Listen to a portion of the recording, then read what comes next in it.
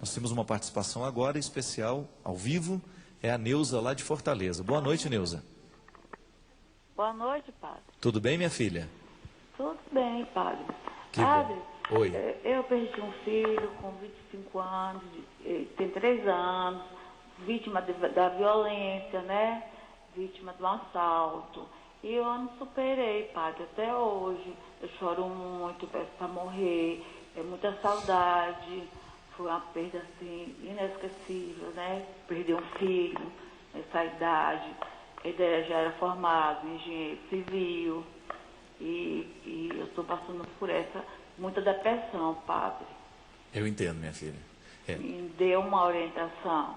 Claro, com prazer. Primeira coisa, Neuza, a gente costuma dizer sempre que toda vez que nós vivemos um processo de perda, é natural que a gente se angustie, que a gente se deprima um pouco, que a gente se entristeça, mas a gente tem que saber o tempo certo que isso vai durar dentro de nós, minha filha. É claro que se os seus olhos estiverem apenas na perda que você sofreu, você não vai conseguir superar. Eu acredito que um pouco daquilo que eu estava falando valha para você também. O que você pode fazer com a saudade que ficou desse filho? Transforme-a em coisa boa. Pense se o seu filho gostaria de ver você do jeito que você está hoje. Você acha que algum filho gosta, vocês que estão aqui, né? Ninguém gosta de ver uma pessoa que a gente ama chateada, deprimida, machucada, não é verdade? Essa regra vale para a gente poder ressuscitar as pessoas. É só você pensar, a pessoa morreu, ela foi embora, eu não posso mudar. E fico pensando, como é que ela gostaria que eu enfrentasse tudo isso? Outro dia eu atendi, através de uma carta, um senhor que perdeu um filho afogado no rio, lá no Mato Grosso. O rapaz era seminarista da nossa congregação, seu João, o nome dele, e o menino que morreu era Lucas. E o pai estava muito sofrido com tudo aquilo, né? E ele estava muito chateado, o fato do menino ter entrado no barco sem o colete salva-vidas e ter morrido tragicamente de maneira desnecessária. Porque se ele tivesse colocado o colete salva-vidas no menino, se o menino tivesse colocado, ele não teria morrido. E eu disse a ele, seu João, o senhor que tem nome de evangelista, né? Escreva o evangelho da vida do seu filho. Faça pelo seu filho aquilo que ele não pôde fazer. Um jeito bonito que a gente tem de dominar os poderes da morte sobre nós é a gente extrair a vida daquilo que ficou. O senhor não morreu. A senhora, dona Neuza, a senhora também não morreu. E eu tenho certeza que se hoje o seu menino, esse que morreu de maneira trágica neste assalto, se ele pudesse lhe dizer alguma coisa, eu tenho certeza que se ele pudesse hoje falar aqui, ele diria, minha mãe, tire essa tristeza do seu coração, vá ser feliz por mim, vá viver aquilo que eu não pude viver.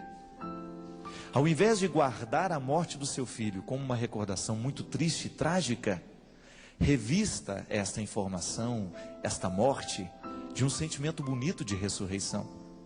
E até eu dizia para o seu João, já que o seu menino morreu por falta de colete de salva-vidas, vá colocar coletes salva-vidas nos meninos que estão desprotegidos pela vida.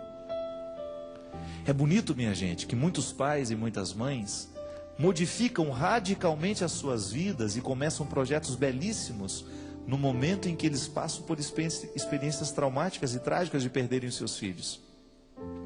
É assim que nascem as grandes instituições que vão ajudar a cuidar das crianças que têm câncer. Por quê? Um dia um pai teve uma criança que morreu de câncer, viu o sofrimento de perto, não quis que aquela criança morresse em vão, abriu uma instituição para ajudar a cuidar daqueles que vão passar pela mesma situação.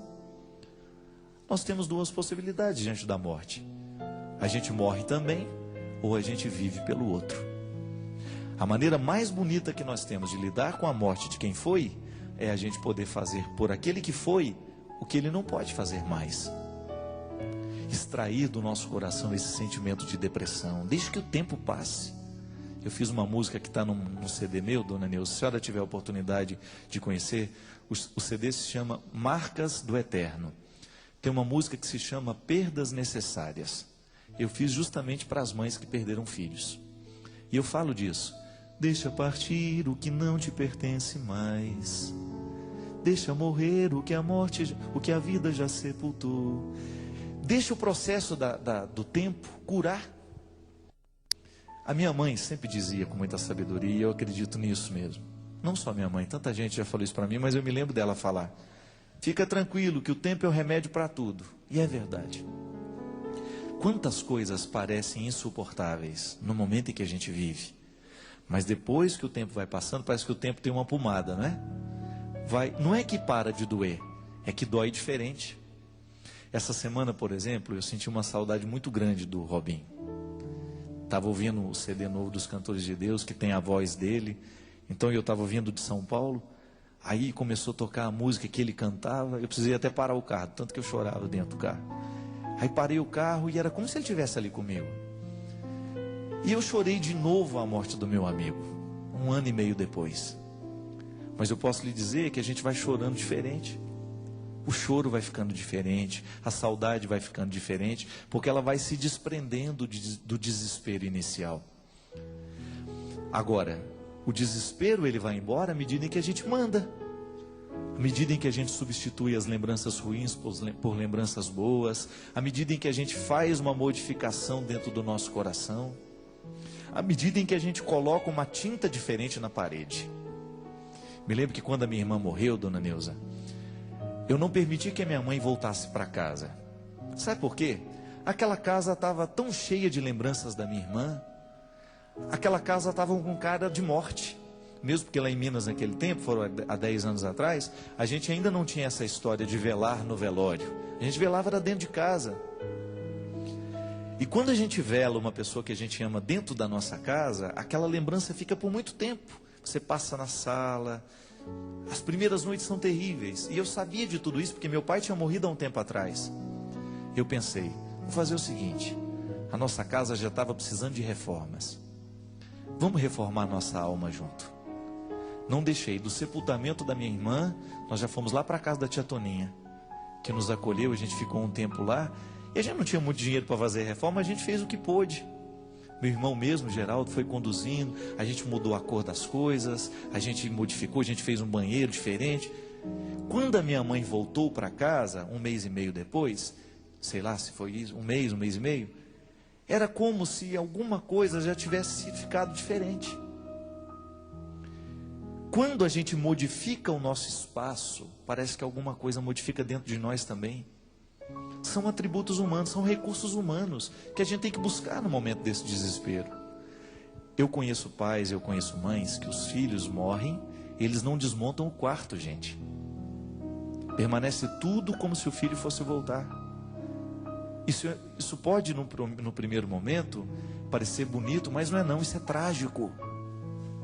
O Chico Buarque tem até um verso bonito, né, que ele diz: saudade é o revés de um parto, é arrumar um quarto para um filho que já morreu. Não. Organizar o luto significa a gente ter coragem de fazer o espaço ser diferente. Não vai voltar. Eu não tenho que me iludir. Eu não tenho que manter a cama arrumada do mesmo jeito, porque aquilo só vai me fazer sofrer. Eu tenho que desmontar o ambiente. Você lembra que nós recebemos aqui um dia um testemunho de uma senhora que tinha perdido a mãe e ela não tinha coragem de tocar na roupa da mãe, tinha que ficar tudo do mesmo jeito e aquilo já tinha se passado 2 anos e o sofrimento cada vez pior. Depois a gente recebeu o testemunho dela aqui pessoalmente. Ela falou: padre, no dia em que eu ouvi o senhor falar isso, no mesmo dia nós retiramos tudo que era da minha mãe da nossa casa. Não é que a gente quis esquecer a minha mãe, é que a gente quis lembrar sem desespero. Porque o quarto arrumado, tal qual era no tempo dela, isso é recordar com desespero e não pode. E às vezes, dona Neuza, eu não conheço, a gente não teve tempo de conversar, mas pode ser que a senhora ainda não tenha tido a coragem de retirar tudo o que precisava ser retirado.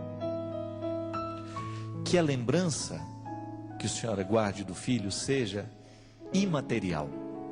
Porque lembranças materiais sempre nos causarão feridas. Sempre que você pegar aquele negócio que tem escrito, que tem aquilo, você pode ter certeza que você vai sangrar mais. Agora, quando a lembrança é imaterial, ela é transformada pelo tempo. Isso é muito necessário para nós. Porque senão, nós estaremos eternamente presos àquele momento